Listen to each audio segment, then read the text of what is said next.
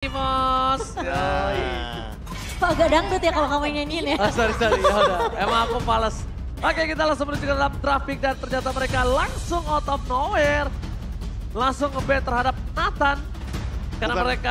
Ini bukan tanpa alasan harusnya. Ini tentunya mereka langsung tahu ketika ada sang Brans masuk turun gunung. Ya ini jatuhnya udah benar-benar dipersiapkan banget dengan matang. Coach Keskut dan juga Coach Raceboy soalnya memperhitungkan bagaimana pemilihan-pemilihan hero yang mungkin akan sangat-sangat terbuka di match kali ini. Tapi Kari Cloud masih ada dan kita tahu sendiri di season yang ke-11. Ketika EVOS Legends pada kali itu menjadi runner-up dari MPL Indonesia season yang ke-11, Brans dengan Cloud-nya ini kerap kali menjadi salah satu winning draft yang bisa dibawakan hingga mereka berada di babak grand final. Oke, dan ngelihat juga dengan Matilda yang sudah ditutup dari sisi Bigetron. Mereka tidak mau tentunya melepas Matilda. Meskipun kita tadi melihat Matilda di match yang kedua tidak terlalu memberikan impact yang begitu bagus ya, B. Tapi tidak akan ada rugi juga dari sisi EVOS Glory. Melepas Cici, melepas cukup banyak Vexana, Kari. Enggak cuma itu, Kari bahkan bisa di first pick tapi ternyata yang dipilih adalah Guinevere. Yang tentunya akan bisa memberikan flexible pick. Namun tidak melupakan bagaimana Angela dan Cici. Yang kali ini akan langsung diamankan dengan cepat tanpa berpikir panjang dari Coach Theo dan juga Coach Caleb. Karena mereka butuh sosok siapapun yang bisa megang ke arah belakangnya. Mereka butuh sosok distraction. Karena kalau tidak ada sosok distraction dan tidak ada pengalihan isu, Brans bisa menjadi target utama, Profesor. Dan menurutku dengan membawakan Cici, jatuhnya di sini teman-teman dari EVOS Glory udah punya satu target, yaitu adalah Eman. Yang di belakang akan benar-benar sangat terganggu. Malah menurutku ini waktu yang tepat bagi Eman mengamankan Harit agar dia tidak benar-benar terkena zoning. Harit? Iya. Karena entah kenapa ketika dia mengamankan Harit atau bahkan Kari, let's say, minimal dia lumayan mandiri. Dia nggak bakal bisa dengan mudah untuk di-engage, tapi Baxia dari Van menjadi solusi early game yang sangat-sangat dinamis dengan permainan Angela yang sudah diamankan sejak awal tadi. Grok T-Ban untuk menutup kemungkinan bahwa nantinya mereka akan di-engage sebelum di level yang keempat. Cepet banget sih draft pick-nya. Dan Cloud tentunya akan ditutup. Itu dia, karena mereka sudah membuka sosok Angela. Mereka membuka sosok ke arah tank jungler. Udah pasti kemungkinan besar backline mereka adalah hero-hero yang cukup mudah untuk di pick up. Kalau ini bisa jadi fun fact, kayaknya ini bakal jadi draft pick yang tercepat seharusnya. Sampai di minggu pertama kita di match yang terakhir. Iya, mereka kayak udah bener-bener tahu. Oke, dari EVOS Glory mereka nggak memprioritaskan hero dari Brans, so kita tutup aja Cloud dan juga Bruno-nya. Sementara dari EVOS pun tidak akan melepas Fanny dari Super Ken. Oke, langsung mengamankan Kara Valentina. Agar dengan asumsi kalau seandainya nanti ada Minotaur, kita bisa copy dengan menggunakan AMU. Warlord di sini memiliki satu peran yang penting juga, yaitu adalah mendinai bagaimana inisiasi yang bisa diluncurkan ketika Bigetron belum menghadirkan Minotaur combo dengan Guinevere. Kita tahu sendiri semuanya knock up airborne. Ada Eternal Guard juga. Betul, dan itu bahkan dia. Eternal Guard yang bisa di-copy juga Ranger Mas. Dan bahkan memegangin dengan sisi dari EXP-nya. Apalagi untuk seorang Baxia, Profesor, tadi kita lihat sendiri. Setuju. Baxia mau lewat malah ditabrak dan sekarang belum tentu ini akan jadi jungler untuk Super Ken. Karena Super Ken bisa berubah menuju ke arah Guinevere atau bahkan dia akan menggunakan jungler assassin. Jungler assassin karena belum kelihatan juga pick untuk Brans. Kalau ini menuju ke arah assassin, Lancelot masih oke, tapi menurutku Tigreal adalah opsi yang sangat oke. Area of evac plus clean. Ini dia yang sudah akan mulai bertebaran nantinya di rank games juga. Yang saya debatkan sama Cornet kemarin ya? Iya, harusnya Bung Cornet lebih melihat bagaimana masa depan yang akan terjadi.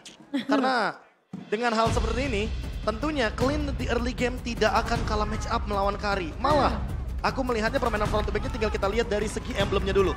Kalau Brans membawakan emblem Assassin, point penetration-nya akan jauh lebih tinggi. Dan dipadukan dengan Rapture atau bahkan Nemesis, harusnya bisa bermain lebih front to back. Apalagi match up dengan Kari sendiri ya. Iya. Jaraknya pun masih oke soalnya. Betul banget.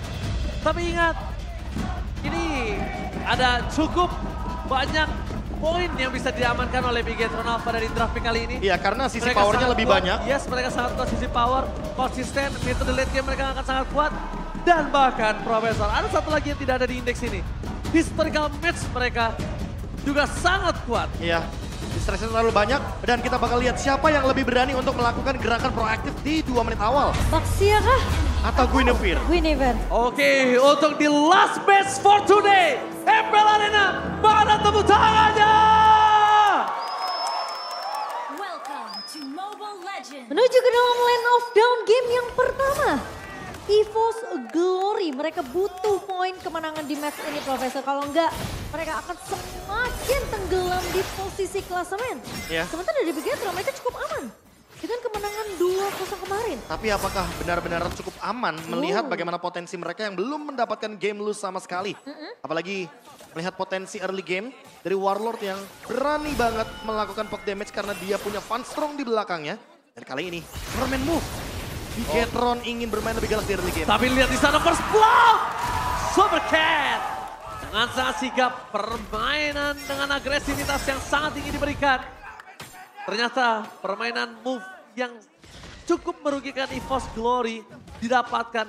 Karena melihat seperti ini, kondisinya memang tidak cukup baik Profesor. Ya, tapi sedikit menguntungkan bagi Van Ranger Mas. Karena setidaknya dia membuka satu vision dengan Little Wanderer agar nantinya dari Veldora lebih aman di menit 1:40. Dan untuk sekarang malahan aku lebih berfokus kepada Van-nya. Dia udah level 4, tinggal rotasinya mau ke arah mana. Kalau ke arah XP lane, ini timing yang tepat menurutku untuk memecahkan bagaimana Vidaga Armor sebelum Sorizo mendapatkan level yang keempat. Oke, dan aku yang takutkan malah apa, Profesor? Kalau tadi kenanya ke arah Warlord dan dia trigger Purify, itu akan merugikan sekali Profesor. Ruginya jadi kondisinya. 2 ya. Setuju Dan banget. untungnya aja itu ke arahnya ke arah Phantom. Dan lihat, poking damage Eman belum berhasil menancapkan satu lagi. Kalau gue bilang blade-nya terhadap seorang Brans, Ya. kalau itu nyala, itu akan ngebuat Brans kemungkinan possibility-nya pulang. Light wheel ya. Iya, pokoknya kalau dia nggak pulang minimal itu ada yang turun dari Phantom. Tapi lihat double shot dari Bransnya terlalu jauh juga jaraknya sehingga pokingan damage-nya akan lebih mengungguli Eman di laning phase. Oke, nampaknya setup kembali terjadi dan informasi sudah terdeteksi. Super Ken memaksa Van ke arah belakang, tapi Super Ken tahu tidak bisa memaksakan langsung. Dan lihat, kali ini Super Ken harus hilang. Termakan dengan saat instan secara Veldora. Kayaknya bukan target yang wise untuk bisa dimakan oleh para pasukan dari tim Bigetron Alpha. Sorizo, ini juga tidak memiliki damage yang cukup.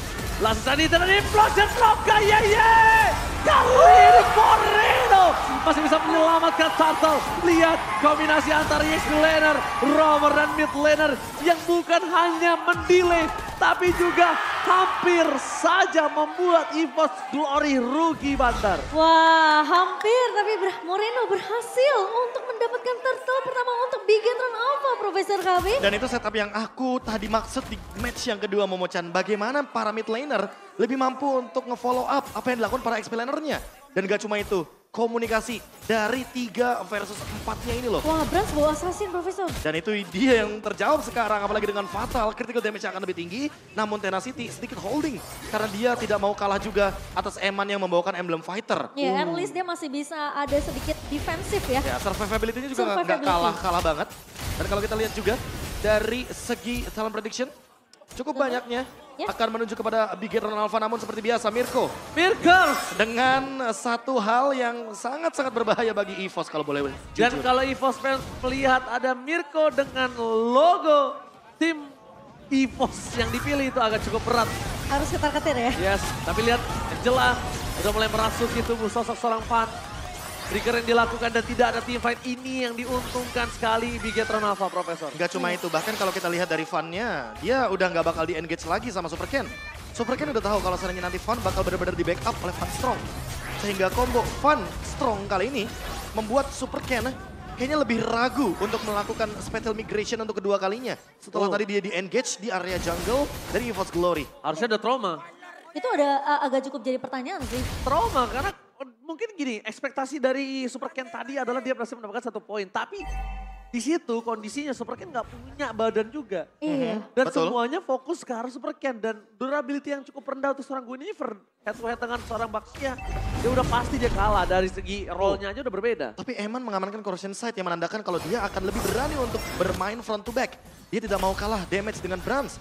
Yang kali ini Bransnya tentu akan lebih memiliki advantage di early game. Sehingga mungkin Bigetron Alpha ingin mengincar team fight di menit yang ke-6 nanti. Veldora? Oke, tapi nampaknya Veldora udah mulai megang Super Ken. Di sana hampir saja di take down. All in the last insanity-nya gagal. Warlock terlalu jauh. Meskipun begitu Super Ken lihat masih coba untuk bertahan yang tidak bisa terlalu lama. Dan bahkan para pasukan dari tim EVOS Glory dia berhasil mendapatkan turtle yang membuat absorb damage. Dan penting sekali untuk defensif pulang dan tidak meninggalkan korban jiwa. Lagi-lagi dipegang kakinya oleh Veldora Profesor KB. Sehingga Super Ken mau gak mau dipaksa untuk meninggalkan sisi objektifnya. Iya. Dan membiarkan memang EVOS yang berhasil untuk mendapatkan turtle yang kedua. Dan ini dia yang kita nantikan, bagaimana Fun dengan Retribution yang sangat on point. Walaupun begitu, walaupun didapatkan turtle-nya, tapi menurutku harus ada yang lebih diperhatikan. Yaitu gold lanernya Eman yang kali ini masih belum ter-pick off. Dan menandakan Bigetron masih bisa keep up dengan level dan juga gold. Mereka malah plus dari 400 gold. Dan ini menandakan kalau EVOS Glory harus lebih berani dalam membuat movement seperti Warlord lakukan tadi di area top lane. Yes, ingat. Turtle hanya setengah, Profesor. Dan itu harus mereka hitung. Mana caranya mereka tertinggal sedikit dari segi farmingan yang dimiliki. Tapi Momo-chan, bayangkan kalau rotasi yang tidak dilakukan ke arah bottom lane atas seorang KYY, ini pasti kemungkinan besar Eman tidak dalam kondisi yang baik-baik saja. Betul, setuju sih. Tapi Ki udah dilihat pergerakannya, itu udah mulai diketahui juga. Tapi space create sih Sakit sebenarnya. banget. Itu sakit loh. Ya, ya. Itu benar-benar harus di-respect. Dan lihat di sana Fun. Bakal coba didapatkan. Second Hammer dan Implosion untuk mencoba menyelamatkan sosok para pasukan dari Bigetron Alpha. Eman. Nampaknya kali ini Eman coba untuk bisa memberikan sedikit poking damage. Dan harus jadi arah bottom lane ini kalau tidak di cover oleh Super Cat, ini akan pecah. Boleh matanya ke Warlord karena Warlord memiliki Implosion dan tidak ada Purify dari Bigetron Alpha. Ini bisa menjadi sebuah inisiasi tambahan. Hanya saja sangat disayangkan ketika kita melihat dari battle spell-nya Warlord, itu dia membawakan Purify. Jadi dia tidak bisa menimbulkan elemen of surprise ketika membawakan Implosion Flicker. Iya, tapi terlihat sebenarnya ya Bigetron mereka udah berusaha semaksimal mungkin untuk memancing semua resource utility yang dimiliki oleh pemain-pemain dari EVOS Glory. Kelihatan dengan adanya Heartguard yang di-pop up berkali-kali oleh Funstrong menuju ke arah sarang 4. Tapi Bigetron mereka masih bermain dengan cukup hati-hati. Ini teamfight-nya agak sedikit berbeda. Karena di arah bottom lane mereka harus fokus dengan ada minion yang masih bergerak. 5 lawan 5. Sedangkan di sana pasukan dari tim EVOS Glory memasang menuju ke arah belakang. Mendapatkan Eman, tapi Eman masih bisa dengan flickernya kabur. Masih free untuk para pasukan dari Bigetron. Belum ada bisa didapatkan tadi Moreno. Karena dia terpleset harus menggunakan flickernya. Untuk itu Implosion! KYY dari arah belakang tiba-tiba. Di balik itu semua para pasukan dari tim EVOS Glory memanfaatkan waktu dengan sangat baik.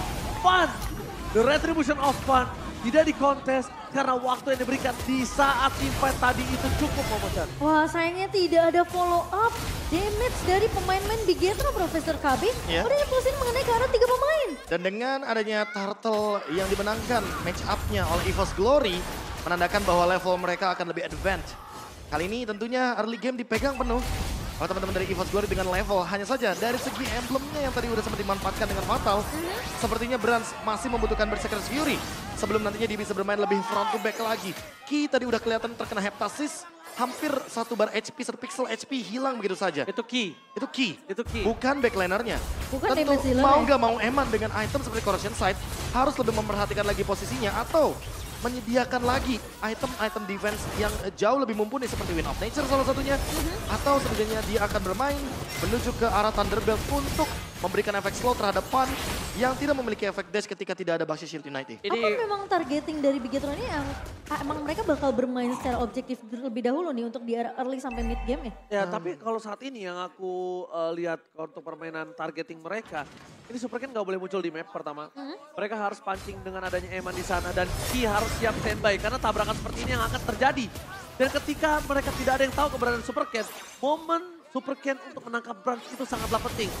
Plus Purify cuma ditahan Warlord. Ya, makanya aku mengarahkan ke arah Brans. Kalau ke arah Warlord ini akan cukup sia-sia. Dan gak cuma itu sih, menurutku di sini Bigetron Alpha rata-rata ambil hero moment kan. Iya. Guinevere, Tigreal, lalu ada juga Vexana. Yang dimana kalau misalkan ada satu ultimate yang miss, itu udah pasti bakal rugi banget buat Bigetron Alpha. Krusial, Mereka harus set up ulang. Dan ini adalah hero team fight berlima. Jadi kalau misalkan mereka berpisah, jatuhnya Bigetron Alpha lumayan bisa dibilang waste talent mereka. Ketika emang mereka harus dalam keadaan grouping. Dan itu yang mungkin dihindari dari tadi ya sama pemain-pemain Bigetron. Mereka menghindari team fight mungkin 4 lawan 1 atau 4 lawan 5 di sini. Dan merelakan objektif turtle 2 dilempar ke arah pemain dari EVOS Glory. Oke, tampaknya di sana Warlord harus defensif mundur ke arah belakang. Itu memberikan satu informasi kalau tidak ada IMU.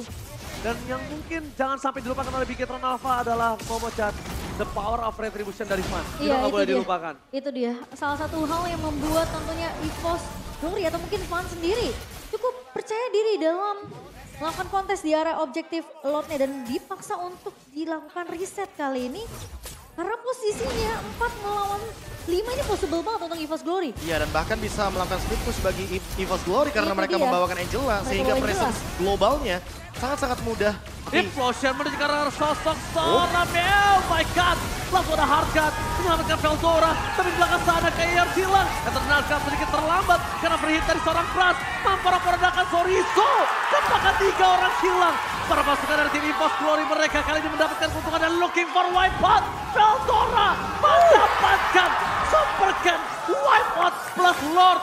Ini benar-benar rugi bandar. Wow, ternyata Implosion yang dibuka oleh Ki ternyata tidak memenangkan tim fight untuk Big Gitron Alpha, Profesor KB. Ini jatuhnya benar-benar wipeout yang manis banget buat teman-teman dari EVOS Glory.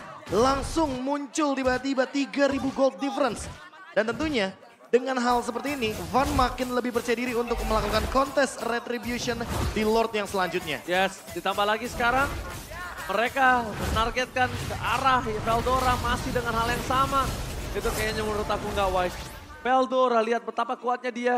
Ditambah lagi Hardcat, Van, Veldora bukan target yang baik. Brans target utama mereka. Masalahnya ketika Implosion dari Ki itu udah masuk mengenai hanya ke arah satu pemain. Veldora emannya tumbang. Jadi nggak ada damage yang cukup dari pemain-pemain Bigetron. Sementara Veldora udah memegang kaki pemain-pemain dari Bigetron. Ya menurut aku dengan kondisi dari Veldora sebagai targeting aja tadi udah. Iya, salah kah? Itu menurut aku nggak wise sih. Aku nggak bilang salah tapi Masih ada target yang lebih bijak. Seperti ya, karena kita terlihat dengan sangat jelas Brans tidak memiliki Purify bahkan di depan sana Eternal Cup keluarkan Van tumbang. Para pasukan dari tim EVOS mereka memiliki badan dan lihat perhit dari seorang Brans. Langsung Flicker untuk melakukan sedikit defensif. Veldora terlalu dalam, di dalam base turret itu adalah sebuah keuntungan untuk para pasukan Bigetron. Kalau nggak di dalam base turret mungkin team fight tadi juga masih bisa dilanjutkan. Lihat, karena adanya Council Gaming memberikan informasi dan lihat rotasi yang terjadi membuat para pasukan dari tim EVOS mereka juga mendengarnya dan langsung retreat. Oh, tapi dalam momen tersebut kayaknya emang gak bakal ada backup dari EVOS Glory. Yang pertama Brans tadi gak ready dengan flickernya. Otomatis kalau misalkan Brans akan mengadu dari segi damage, dia pasti bakal dimakan duluan sama Ki atau bahkan Moreno dengan instannya karena flickernya sudah ready. Sementara untuk Eman, karena dia juga memiliki flicker, makanya dia berani banget untuk engage ke lini depan. Ketika Van berada dalam posisi yang offset bersama dengan Veldora. Van Strong juga berada dalam posisi yang cukup berbahaya tadi. Resikonya sangat amat tinggi ketika menggunakan Hard Guard. Dan ternyata ada satu pemain yang terjebak di dalam base turret. Itu yang mungkin harus dihindari sama EVOS Glory. Oke, tapi Implosion dikeluarkan KYY. Di depan sana Brans dari pilihan utama Flicker telah dikeluarkan. Dan lihat mereka langsung mundur para Poranda. Van dan dengan ada special migration yang terperangkap KYY menjadi korban satu-satunya. Setidaknya cuma itu yang bisa dilakukan. Tapi trigger yang dilakukan KYY, 30 detik kematiannya dia ditukar dengan satu flicker Brans. Apakah worth it? Wah, ini sih jujur masih belum worth it. Karena mau bagaimanapun Ki tetap butuh flicker tersebut untuk menimbulkan efek kejut. Apalagi mungkin efek kejutnya ketika kita melihat adanya Lord 10 detik ke depan. Dan ini bisa menjadi salah satu winning condition moment ketika Van berada di dalam pit dari Lordnya. Dan membawa Baxia tentunya di tangan dari pemain-pemain EVOS Glory. Backupnya bakal cepet banget dari segi rotasi, Profesor. Setuju, apalagi lihat Hard Guard dari Van Strong yang Ready. selalu ready. Dan bisa digunakan di momen-momen krusial seperti momentum tadi. Tapi untuk sekarang yang paling terpenting adalah bagaimana Warlord dengan Purify-nya. Karena dari tadi Warlord sangat-sangat mudah sekali untuk lepas dari ikatan pemain Bigetron Alpha ketika Implosion digunakan. Yes.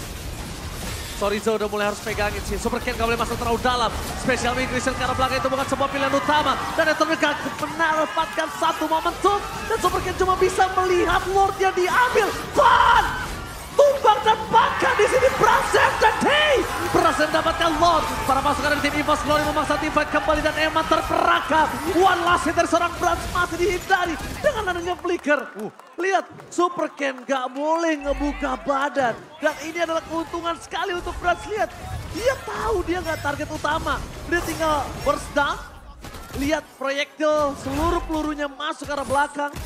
Dan sosok Super Ken cuma bisa ngeliatin Lordnya ambil oleh EVOS Glory. Iya, berawal dari Super Ken yang melakukan spatial migration ketika Lord HP-nya masih sangat-sangat banyak.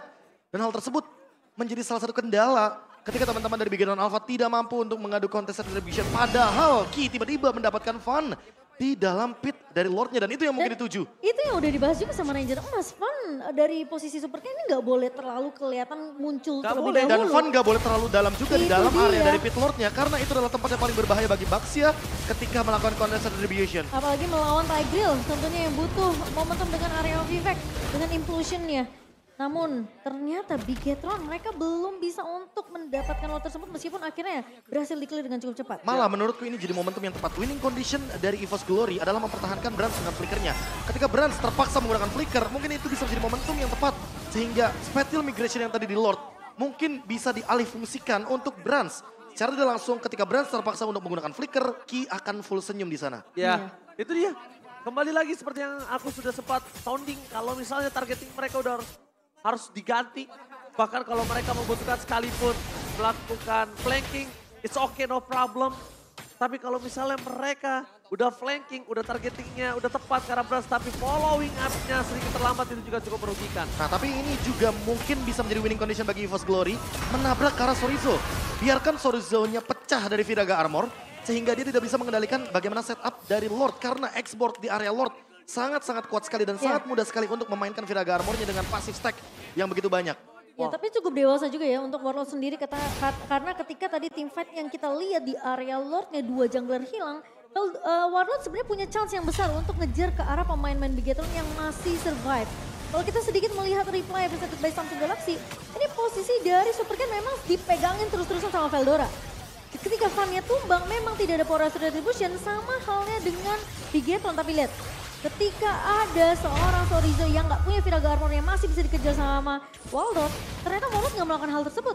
Ya. Dia cukup bijak untuk, oke, akhirnya kita lepaskan, kita reset lagi karena kita udah menang dari segi objektif. Ya karena setidaknya kalau Sorizo udah nggak punya lagi Viraga Armor, dia nggak akan bisa langsung ngebadanin semua pemain dari EVOS Glory. Permasalahan utamanya adalah sekarang immortality-nya udah up.